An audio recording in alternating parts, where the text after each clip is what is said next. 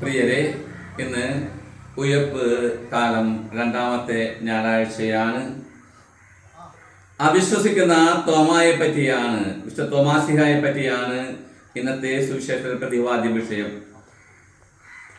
യോഹന്നാന്റെ സുവിശേഷം 20-ാം അധ്യായത്തിലെ 24 മുതൽ 31 വരെ തിരുവചനങ്ങളാണ് നമുക്ക് ഇന്ന് ചിന്തിക്കാനായിട്ട് തിരുസഭ മാതാവ് നൽകിയിരിക്കുന്നത്. യേശുനാഥൻ ഉത്ഥാനത്തിന് ശേഷം തന്റെ ശിഷ്യന്മാർക്ക് പ്രത്യക്ഷപ്പെട്ടുകൊണ്ട് അവിടുത്തെ മുറിപ്പാടുകൾ കാണിക്കുകയും ഒപ്പം തന്നെ അവരെ ആശീർവദിക്കുകയും പരിശുദ്ധാത്മാവിൽ നിറയാനായിട്ട് അവരെ അനുഗ്രഹിക്കുകയും ചെയ്യുന്നു. നിങ്ങൾ ആര് പാപങ്ങൾ മോചിക്കുന്നുവോ അവ മോചിക്കപ്പെട്ടിരിക്കും, നിങ്ങൾ ആര് പാപങ്ങൾ ബന്ധിക്കുന്നുവോ അവ ബന്ധിക്കപ്പെട്ടിരിക്കും എന്ന് പറഞ്ഞുകൊണ്ട് അവരെ ആശീർവദിച്ച് സുവിശേഷം പോഷിക്കുവാനായിട്ട് അവരെ പരമേൽപ്പിക്കുകയാണ്. യേശുനാഥൻ പ്രത്യക്ഷപ്പെട്ടപ്പോൾ തോമാശ്ലീഹ അവിടെ ഉണ്ടായിരുന്നില്ല. ശിഷ്യന്മാര് യേശുനാഥൻ വന്ന വിവരം തോമാശ്ലീഹായോട് അറിയിച്ചു. ഞങ്ങൾ ഉയർപ്പിക്കപ്പെട്ട യേശുവിനെ കണ്ടെന്നും അവിടുത്തെ ആശീർവാദം സ്വീകരിച്ചെന്നും തോമാശ്ലീഹായോട് പറഞ്ഞു. അപ്പൊ തോമാശ്ലീഹ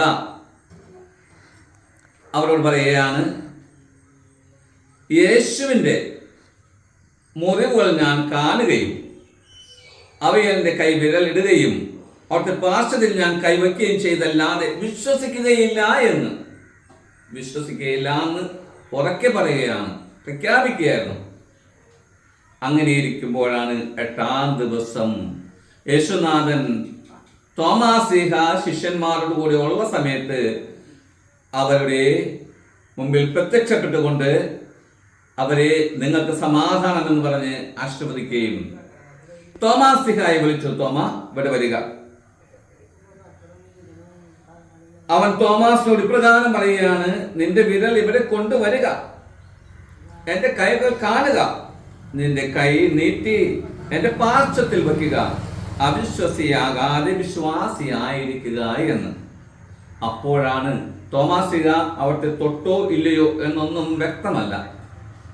തോമാശ്ലീഹ അവിടുത്തെ പാദത്തിൽ വീണുകൊണ്ട് ഇപ്രകാരം ഉറക്കെ പ്രഖ്യാപിക്കുകയാണ്, എന്റെ കർത്താവേ, എന്റെ ദൈവമേ എന്ന് തന്റെ വിശ്വാസം ഉറക്കെ പ്രഖ്യാപിക്കുകയാണ്.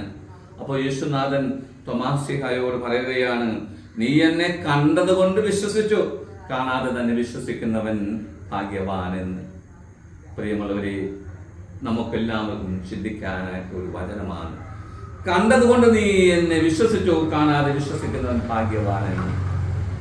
തോമാശ്ലീഹ കണ്ടേ ഞാൻ വിശ്വസിക്കുന്നു എന്ന് പറയുന്നു. മുറിവേറ്റവനെ മുറിപ്പാടുകൾ കണ്ടേ ഞാൻ വിശ്വസിക്കുന്നു എന്ന് പറയുമ്പോൾ മുറിവേറ്റ തോമാസിന്റെ ഒരു അവസ്ഥയാണ്.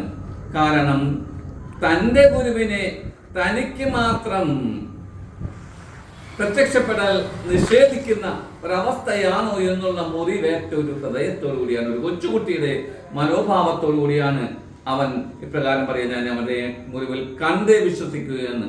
തോമാശ്ലീഹയെ 3 സ്ഥലത്ത് നമുക്ക് സുവിശേഷത്തെ കണ്ടുമുട്ടാൻ സാധിക്കുന്നുണ്ട്.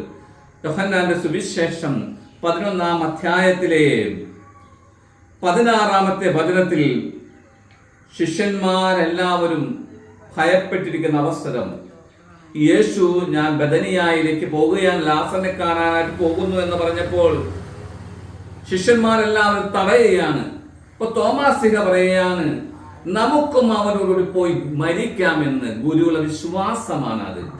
യേശുവിനെ കല്ലെറിഞ്ഞ് കൊല്ലാനായിട്ട് അവർ കാത്തിരിക്കുന്നെന്ന് മനസ്സിലാക്കിയിട്ട് പോലും നമുക്ക് അവനോട് പോയി മരിക്കാമെന്നുള്ളത് പറയുന്ന ആ ശിഷ്യന്റെ സ്നേഹം അത്ര ആത്മാർത്ഥതയുള്ളതാണ് നമുക്ക് മനസ്സിലാക്കാൻ സാധിക്കും.